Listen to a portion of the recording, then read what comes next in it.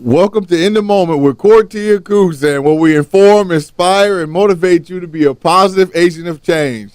Hey, it's Fire It Up Friday up in here, and I tell you what, we probably need a little fire right now to take care of some of this rain that we have going on out there. Hey, just want to make sure that each and every one of you that are under the sound of my voice this morning, hey, take care. Leave with enough time to make it safe to where you want to go.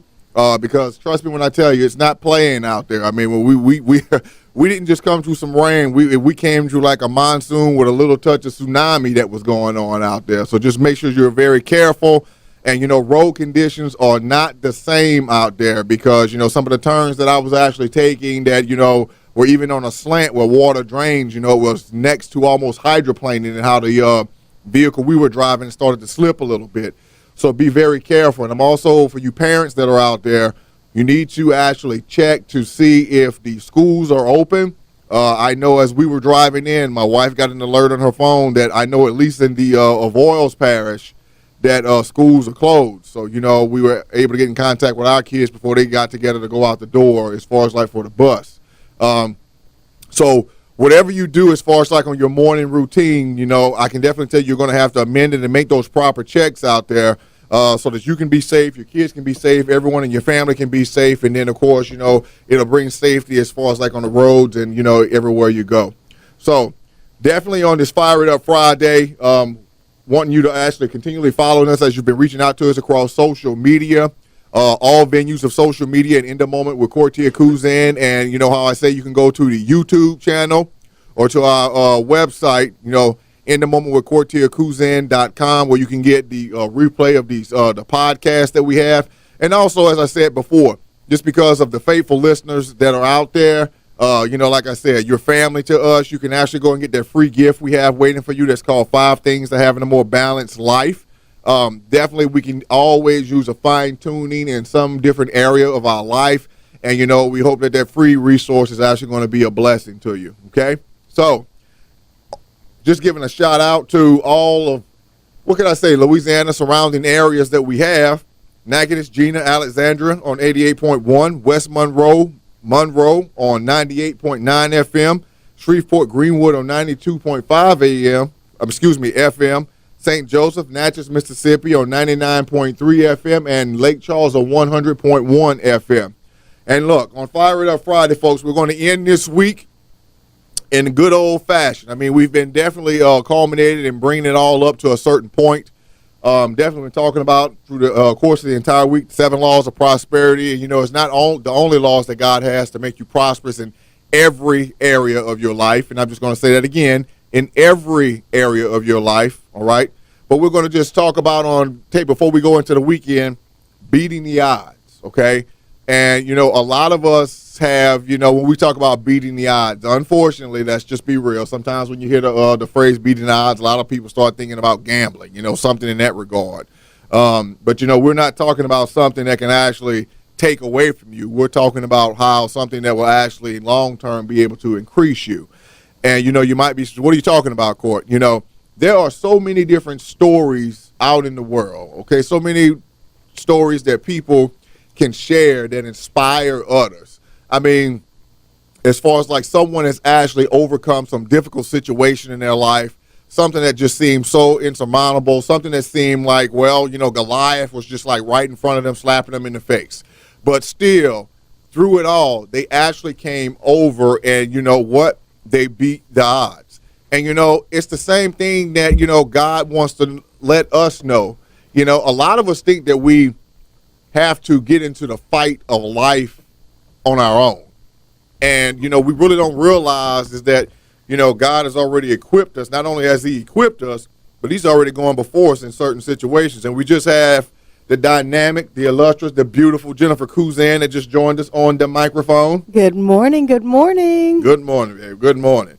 And, we're talking about beating the odds. And, usually I get and I have all of these different notes and everything to prepare. But, God didn't actually allow me to go that way today. It's kind of like sharing examples that he's talking about today because there are some people, how did he put it to me? It's basically like there are some people right now that just think right where they are, that there's like hopelessness, okay? Right. Definitely no way of being able to get out of whatever the situation that they're in. It can be a mental thing, financial, physical, emotional, spiritual, and people just don't see a way to get out of it. And it's interesting, at least I think it's interesting that, since we're talking about beating the odds, isn't it something that whether it's a sporting event, whether it's a movie, whether it's something that when you were in school you saw a little kid that was probably getting picked on, by someone, isn't it funny at how even though more than anything people are success driven, but it also seems on the flip side of that, most people root for the underdog, as you'd want to say. Yes. And it's like, I like how if you go through God's word, okay, and you look at all of these different people that God was able to go ahead and work through. And I would definitely classify each and every person in some regard that they were what you would consider, the underdog, okay? Mm-hmm. And even, what was one of the main people? I think Moses was one of the main people about how you're going to use me, the stuttering and everything. But the greatest example of someone that didn't see how valued they were to God, definitely. And you can disagree with me. You can call into the radio station and disagree. But the biggest example was, I would have to say Gideon. I would definitely have to say Gideon. Greatest example to where you've got this angel popping up. Hail, you mighty man of valor. And I got me? Yeah, put it in my words. Who, me? Don't you know? Our tribe is the least in all the tribes of Israel, and I am the least in my father's house. I mean, he was just talking about, what are you talking about? And then talk about self-esteem issues. Self-esteem. I mean, not only did he not see himself as anything, but then, he's hiding at night, threshing the wheat by a wine press. So the Midianites, I think it was the Midianites, didn't come and steal exactly what he had. But look, it's amazing at how God takes what just seems like nothing and just turns it into something. Right. And you know something? That's how it's amazing that when I just said that and God just let me know, and this is really going to click and resonate with some of you right now, okay? God just let me know exactly how he was with me even when I was youngster all the way up until I accepted him as my Lord and Savior. And this is how he did it when I just said it, when it seems like nothing. Remember how I told you those stories, and some of you out there, you'll relate to this. How I could leave the house, well, primarily raised by my grandparents. I can go to the refrigerator. Now, I can see in that refrigerator like any other person, right? And there's nothing in there. Looks like there's nothing in that refrigerator. Nothing whatsoever. But then she was like, okay, make sure you back in the house, by 5, because you know how it was back then. As long as you got home before it got dark, you were good, okay?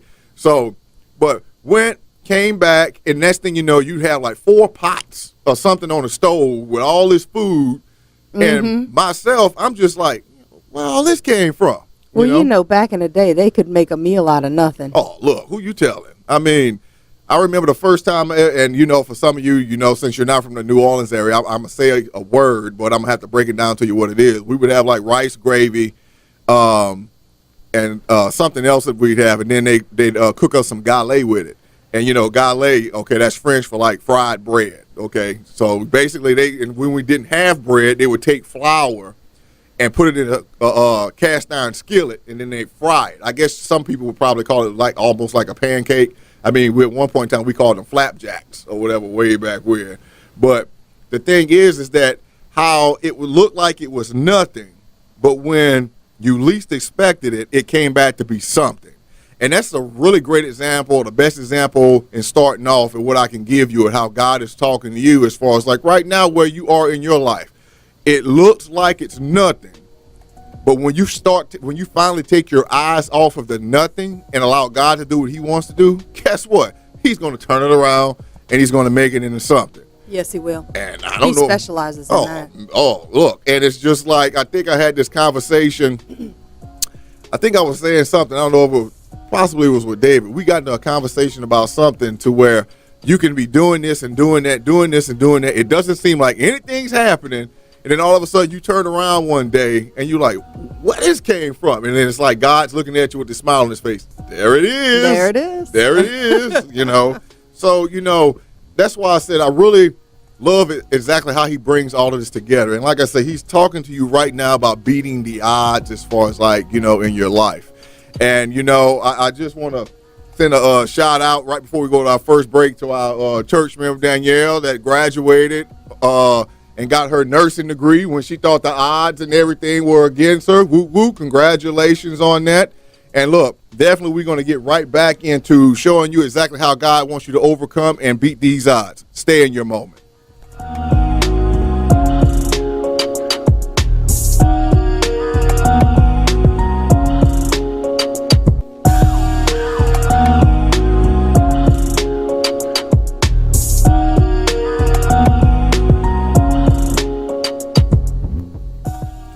Welcome back to In the Moment with Kortia Kuzan on this Fire It Up Friday. Hey, we in the house today. Came through the torrential rains and the tsunami by God's grace. Look, why? Because we're beating the odds. Beating the odds in the studio on today. And, you know, after this day is over with, for everything that we've been talking about on the culmination of this entire week, laws of prosperity, and God just showed you on how to be prosperous in every single area of your life. And then we gave it in order of importance as it is in, you know, God's eyesight when it came to being prosperous. And then now, since you know what it is to be prosperous in your life, now you're going to know what it is to actually beat the odds, okay, those things that are, you know, stacked against you. And, you know, we mentioned slightly before we talked about David, I mean, a lot of times, you know, I'm going to just say they may have good intentions. And I'm talking about family members and friends, you know, when they tell you, okay, you know, you're not able to do something, okay? Mm-hmm. But, you know, one great example that we have of this, like biblically, is actually David, all right? And a lot of people really miss this part. They're so focused on the fight with Goliath, you know, in the beginning, but they missed the part before the fight with Goliath, okay? And the part that I'm talking about is when it came to, like, David's brother. Okay, you know how he came to the battlefield, and, you know, he was looking for them. Right. At that point in time, you know, which I thought was just odd, but, you know, he was bringing like the lunch or whatever it was for his brothers, right? And his older brother, Eliab, basically when all of this came about, when he found out what Saul was going to give the man that went up against Goliath, you know, no taxes, his wife, give his daughter as a wife, right. And, you know, all of these different things. And David was like, man, I want some of that action, you know. That sounds like me right there. Now, but then in saying that, then what ends up happening? His older brother Eliab, you know, told him, well, you can't win. You can't win. I mean, you can't win. And how many of us have gone through that particular situation to where somebody, just because of what they thought, perceive what they knew about us based upon like past relationship, whatever it is, and they look at us. Past actions, past behaviors. And then they look at what the so-called odds are stacked up against us. Oh, you're not going to be able to do that. Right. And, you know, so many of us right now, we probably, when God told us to jump, okay, and then people that we may have held, like that are close to us, may have held in high esteem just because of what they, quote unquote, know about you or what they perceive that you are capable of. And that's pretty much the biggest thing. The way you used to be. Exactly. The way you used to be, okay? And, you know, before Christ got you and you were literally just transformed, okay? And they perceived that, okay, well, this is the same person, okay? They never, what can I say? Was the one preacher here that said, well, you know something? Everything I tried, I gave up on. I quit everything in my life. And then. Was that Jerry Savelle? Yeah, Jerry Savelle said that everything I ever tried, I quit on in my life. Because he was like in the car business, he's like, you know something, I'm going to put it in his words. If they piss me off, I just go to a different dealership. If they pissed me off, went to a dealership. And his wife was like, well, didn't you just work over here? He was like, yeah, they pissed me off. And so he went and worked somewhere else. So he's like, he's always quit. But then he said, you know, when he surrendered to God, God told him, I had to put my own, your days of quitting are over, you know. And so that's pretty much the brunt of his message now, is showing people how not to quit, okay? And, you know. I love his comment. What's that? How did God take a quitter and make his message, don't quit? Yeah, really. And, you know, my wife just brought out something. And you may be asking yourself, you know, as far as like, since we're talking about beating odds, God, I have no idea what you want me to do.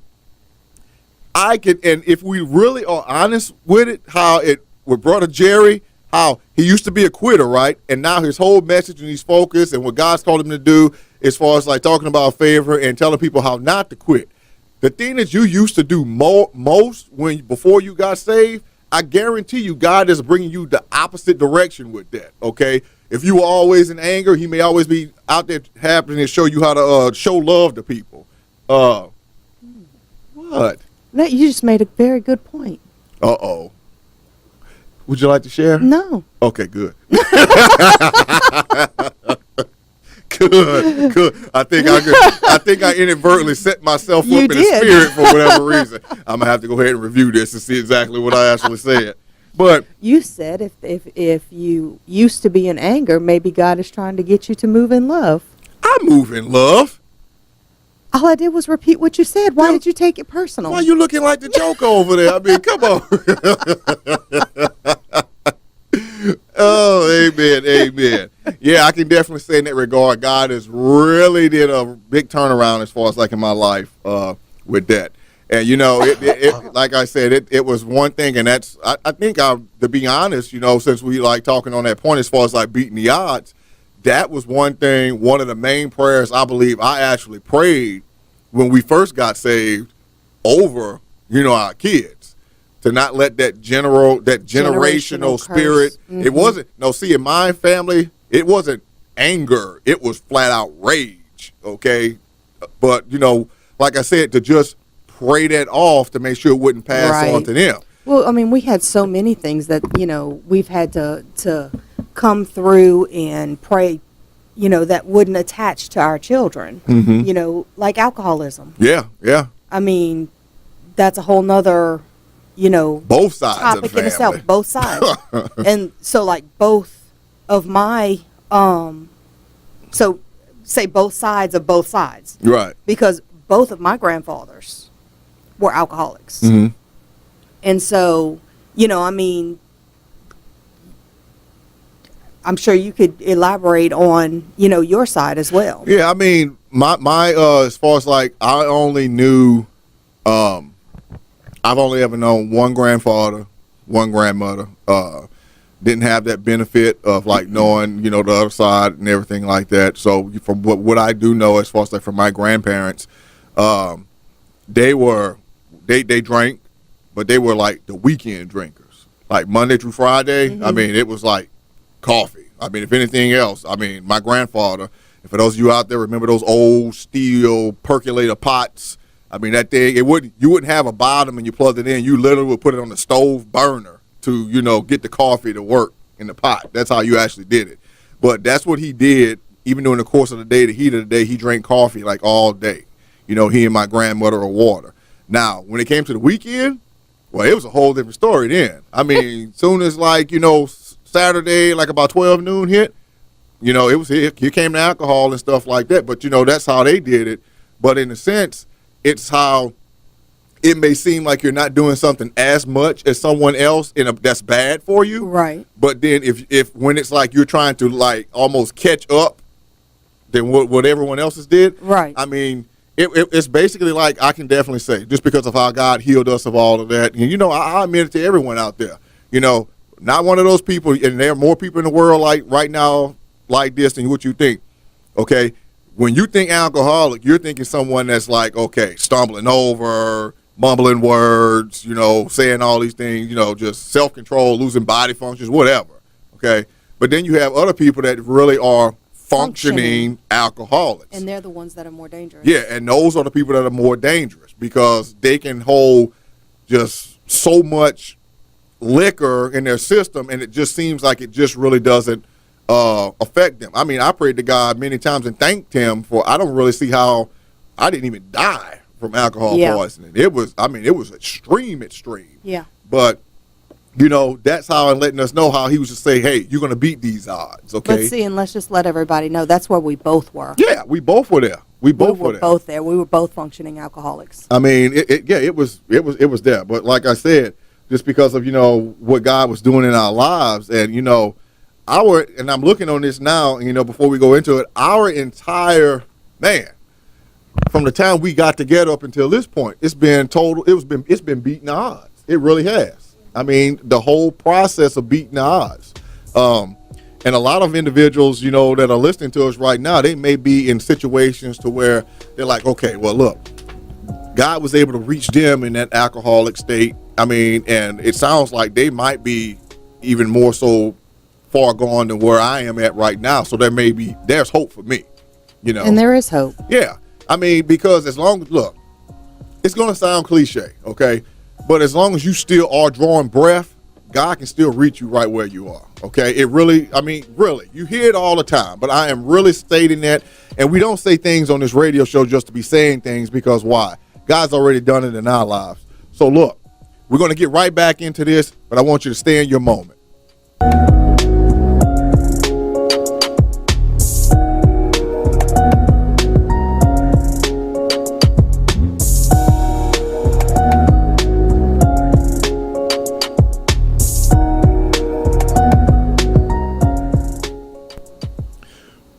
Welcome back to In the Moment with Kortia Kuzan on this Fire It Up Friday. And look, we're up in here talking about beating the odds. And, you know, we're definitely giving you some real life examples of exactly how God, you know, really shows up as far as like in the area of beating the odds. And look, we're just going to ask you right now, make sure you tune in on Monday. We're going to have this dynamic series of guests that are just going to be streaming in. We're going to have our guest going to be on the 13th, which is going to be Mrs. Dorothy Cook. She's going to be coming in live. She's pretty much going to be streaming in over the phone through Canada. Whoop, whoop, our first international guest on the show. And, you know, she's going to be talking about, you know, spiritual principles in the area of business. So I'm really going to encourage you to tune in and, you know, listen on that particular show. But like I said, beating the odds. It's something that we really have to, you know, I would have to actually say that, wow, if you really look back on different situations in your life, you will be able to find somewhere when you just thought there was just like going to be no way you were going to make it. There's no way something's going to happen. There was no breakthrough. Like, hey, I'm just at wit's end, that God actually opened some type of door for you. I mean, it could have been a person, just a phone call, something shifting on a job. Something has happened in your life to just let you know that you were able to beat those odds. And, well, you actually overcame whatever those odds are. I mean, and one of the biggest odds I would actually say also that are represented in the Bible when it comes to our brother Job. Old Job. And he didn't have anything to overcome. Oh, man, look, I tell you what. When I first read the life of Job, I was just like, got halfway through it, and I was just like, okay, I know God must have sent a fiery chariot to pick this brother up, because, man, that was some stuff Job went through. Yeah. I mean, if anyone can say anything about beating the odds, you know, he'd probably be like one of the trainers or something to come down and help people. Yeah, most definitely. But, I mean, his own wife told him, you know, to let go basically of his integrity, all right, which is basically his connection and his fellowship with God. I mean, it's just your spouse if you're married or someone that's close to you. Can you actually visualize someone, you know, you've been dependent on God all your life for everything, and then someone just pops up in front of you and say, hey, you know, curse God and die? What kind of big opposition would that be? I mean, what would happen as far as like in your heart, all right, for someone that's close to you that's just going to tell you curse God and die? I mean, right now, I can actually say my first, you know, thing that I would do, I would probably say, Lord, forgive them, you know, because I would actually be concerned, and, you know, the old, you know, how people, at least when I was growing up, before who I knew God really, who God really is, okay? You know how I used to say, when people used to say different things as a kid, and they're like, ooh, God's going to strike you down, right? You know? Yeah. Move out the way. Here comes the lightning. That's right. Here comes the lightning, right? And, you know, that would almost be the mindset when someone would actually say something like that, you know, curse God and die. I mean, it really right now for where we were to where we are right now, and, you know, it's a continual process of growth, you know, in Christ Jesus. But, you know. You never arrive. Oh, no, you don't ever arrive. I mean, there's a new lesson that you go through every single day, whether you realize it or not. And the thing is that when you to actually hear something from someone like that, you know, I would actually myself really pity a person like that, really feel sorry for that particular individual, because it really opened them up for you to see exactly, you know, what needs to change on the inside of them. I would actually say it would be an opportunity, God showing you how to beat the odds on their behalf as far as like prayer. And it's funny how God lines stuff up yet again, how we do. You know, we're praying as we're coming in each morning, and we're listening to the Sin-Law Spiritual Hour, which I really encourage everyone to be listening to, simulcast 5 a.m. on television and radio.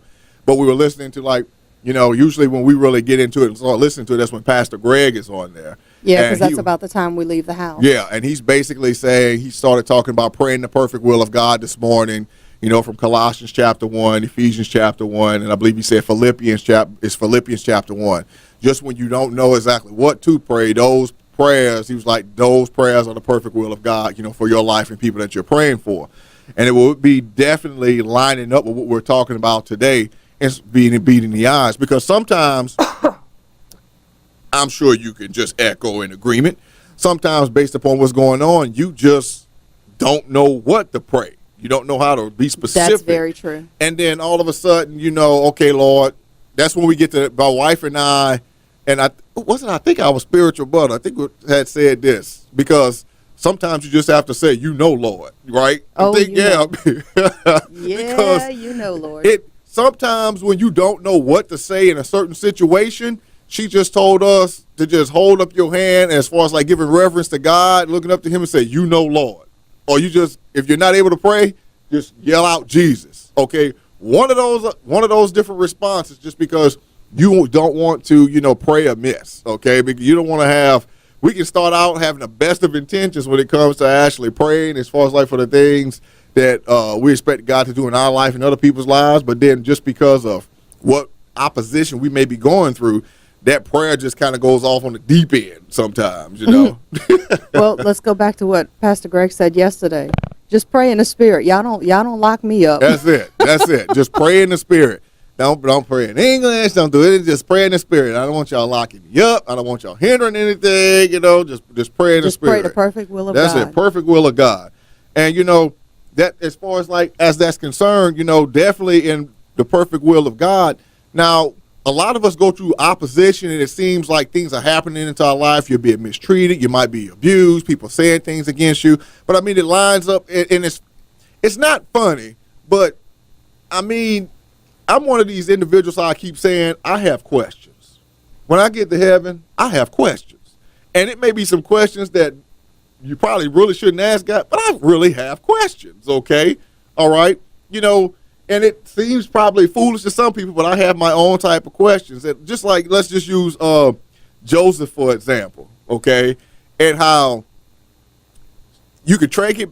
God gave me this revelation back, okay? We know Abraham, all right, how Sarah, and, you know, being a concerned wife, gave over her maid and everything. Wow.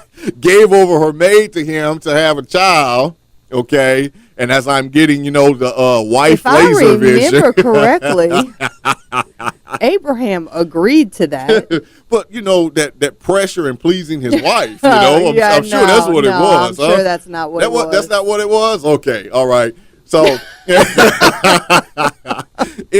and basically in listening to what his wife said, yes, and, you know, Abraham should have known better, okay. And then, of course, you know, from that union, as I'll say, you know, then you had Ishmael that came out of it, and we know that entire story. But then you've got, you know, Esau and Jacob, well, Isaac, then Esau and Jacob, and let's go to the 12 brothers, then we're going to jump to Joseph, all right? So even in the midst of all of those different things that we may do in our own strength that may cause some type of problems, all right, well, what ended up happening? Joseph's brothers got jealous of him, you know, this dreamer. Here comes this dreamer.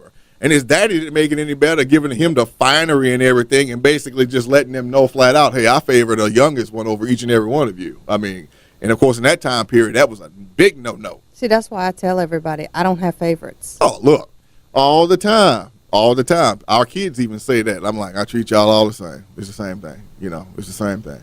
Yeah. Even with the oldest one trying to give me her own little glare right now, it's all the same. All the same. So, but basically, you know, his brothers ripped him apart verbally. I mean, they sold him as a slave. But this is what's really interesting. Before they sold him as a slave, they put him in that pit. But then what ended up happening? What band of people came by and got Joseph and took him out of the pit when they sold him out of slave? The Ishmaelites. So see how God, in his strategic wisdom, that even though Abraham and Sarah got together and made up their own plan, and from Ishmael and how he had his own people and how God had, spoken that a great people was going to come from him, those same type people came along later and were basically a part of the saving grace in helping Joseph to beat the odds of dying in that pit, and then how they took him into Egypt and as far as like to where God wanted him to be.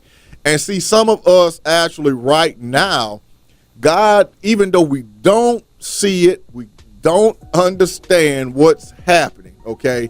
And, I'm going to go ahead and say it, and I'm expecting, to get the looks from this. Trusting the process. Trusting the process. You have to trust the process. I mean, and as the oldest daughter falls her head back over the chair like, oh, trusting the process. Oh, my goodness. But that's what it is, trusting the process. There's no way Joseph could have seen in his wildest imagination that every single thing that he went through, it didn't just start right there with him, but it started generations before him. But everything was set in motion to bring him to that appointed place that God had already preordained for him, to not only be a blessing to him, but to be a blessing to his entire family. Right. And that's how God wants us to see our lives, as far as like where he's taking us and how we're going to beat the odds of everything that's against us. And I know God's just speaking to you and he's really just grabbing hold of you. So what? Stay tuned and we'll be back right after the break.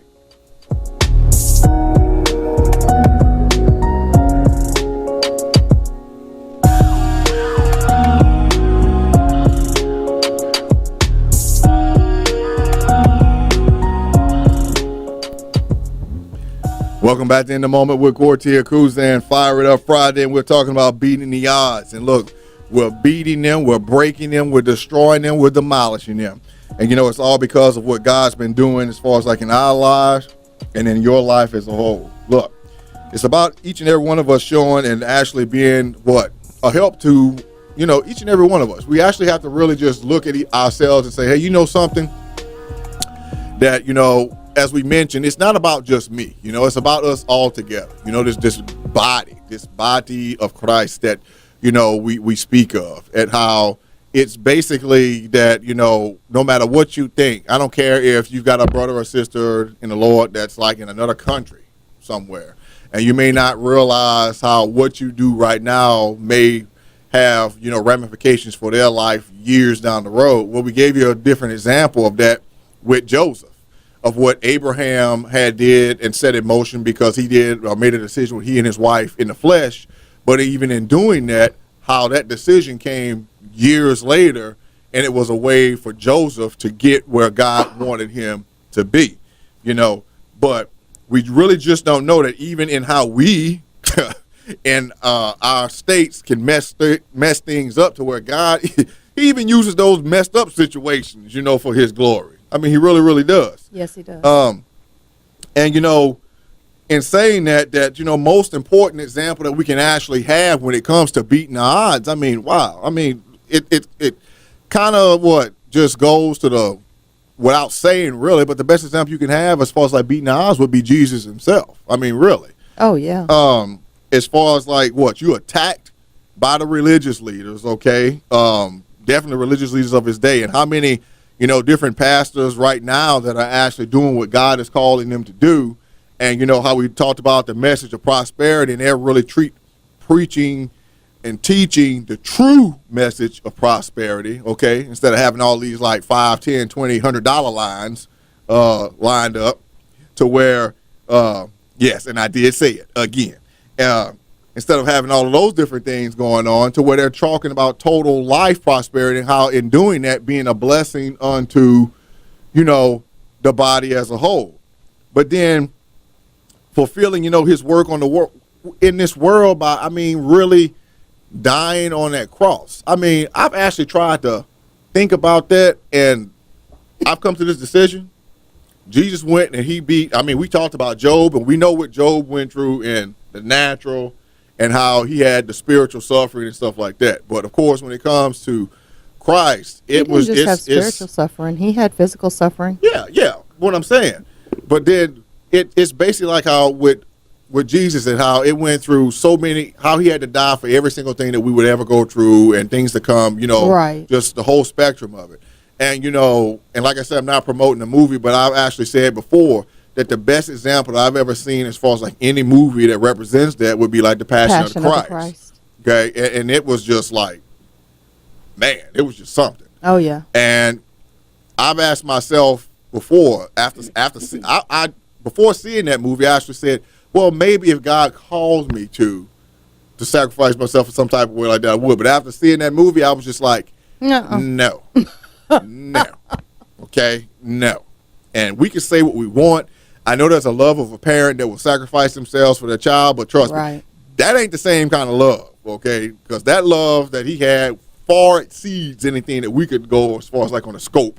That's for real. Of love. I mean, it's just like in doing that, he let us know that, okay, he overcame every single odd or every form of opposition that we would ever go through, okay? And, a lot of times when it seems like an individual wants to just like stumble or fall or when they're ready to give up, personally myself, I find myself thinking about that particular moment, okay, to like draw strength from that moment. Like, okay, well, is it right for me to say I'm ready to throw up hands on something when he didn't give up on me? That's where I'm going with that, okay? That's awesome. Yeah. I mean, it's the one thing that really keeps me going. And now that I think about it, since we talked about Jerry Savelle or whatever in the beginning, I can actually remember him saying something to that effect, that, it's one of the things that helped him go on because, he saw he didn't give up on me at the cross. So why should I give up on him in doing whatever he's called me to do upon this earth? Right. Okay. So, it's that right now, like I said, God definitely is reaching, so many of you right now in your particular moment, right where you are, okay? And he's just like, it's, I guess it's time, what do you call it? We like to say, and I'm not talking about a lot of times it has to be more so in the spiritual sense, but it has to be almost like a make a decision sense. One of those come to Jesus meetings, okay? And that could be just like, let's just note that he did air quotes when he said that. Come to Jesus meeting, air quotes right there, okay? Double air quotes. But sometimes we have to just come to Jesus when it comes to when we're facing a lot of opposition, a lot of odds. And, it's amazing that when we have the answer right there, we can even be shame or bashful or have pride in just saying to God, I need help, okay? I don't know what I'm doing. I need help. I need you to show me how to get out of this situation. I just need some flat out help. Right. Because we try to, and a lot of the attributes that we have, okay, the good, let me rephrase that. The good attributes that we have, come from God. And so we know the whole entire process of when man was created was about having blessed fellowship, with God. So if God's greatest desire is to have a blessed fellowship with us, it still boggles my imagination because I still do it. I really do. Like I said, I'm going to be upfront with you. I still do it. Sometimes it's almost using God as a last resource to find out how to solve a problem or connect with someone. Well, a lot of us being, Christians, fellow believers. Right. We can get into a mode where we put God on the shelf. True. And we're working things out in our own strength. And then when we have exhausted all of our strength and our resources, then we take him off the shelf and say, hey, God, we need you to work. Right. Just like he's a condiment or something of the sort, And then like I said before, what's really, and you may not see this, and, I've said before that when God instructs you to do something and you have like all these different skills, talents, and abilities, the biggest thing that you actually come up against is self, because self starts jumping up. Oh, you know how to get this done. Let's get her done. God has given you all that you need to go ahead and do it. That's what he meant. He meant for you to go ahead and do it, because Satan's going to try to come up in there to get you to. It says faith without works. Yeah, exactly. You got to do the works. Yeah, you have to go ahead and do all the work. And then God's going to bless the work. That's what he means for you to just do all the work. Well, no, see what it is that God is going to instruct you on what you need to do. Yeah, we do have our part to play, but it's not that we're going to construct the blueprint and say, bring it to God and say, here, this is how the blueprint's laid out. We're going to go over here and, we're going to build a foundation for this area of my life. And we're going to do this here. And, hey, I need this amount of resources and finances over here. And, for all of us that have done that, okay, it's basically like, I can see God almost looking at us with this look on his face like, what? Really? What? But then on the flip side of that, sometimes he'll let us have those things that we desire, just to actually see and allow us to see that he has a greater increase for us. But, in beating the odds. And, I'm going to ask, do you have any recollection of any example of something that may have been personal or close to you as far as like in the area of someone beating the odds over anything? Yes, no, maybe so. And why do you always do that to me? No, I don't have anything at this moment. Look, I don't have anything at this moment, no.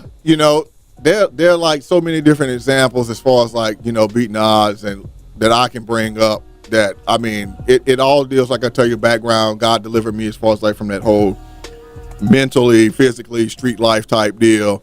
And, from what I've seen, man, if I could really get all of it out my brain sometime, well, it's not hindering me, but I just saw a lot of different things. But for a lot of guys that I didn't think, just like I didn't think in my own life would actually make it, how they overcame, they have businesses now, they have families now, all of these different things. God's saying, something, no matter what the opposition is out there, no matter what you think of yourself, no matter how the devil's trying to come to you, no matter what odd that you're facing, you can beat that odd. But guess what? It's about beating the odd in unison with him. So look, we're going to head on out the door on Inspire It Up Friday. We'll definitely talk about beating the odds, but take this. Be careful in this weather. Definitely be careful in this weather. We love you. God love you. And through the course of the weekend, stay in your moment. Don't forget Monday with Mrs. Dorothy Cook, our first international guest from Canada. Take care and God bless.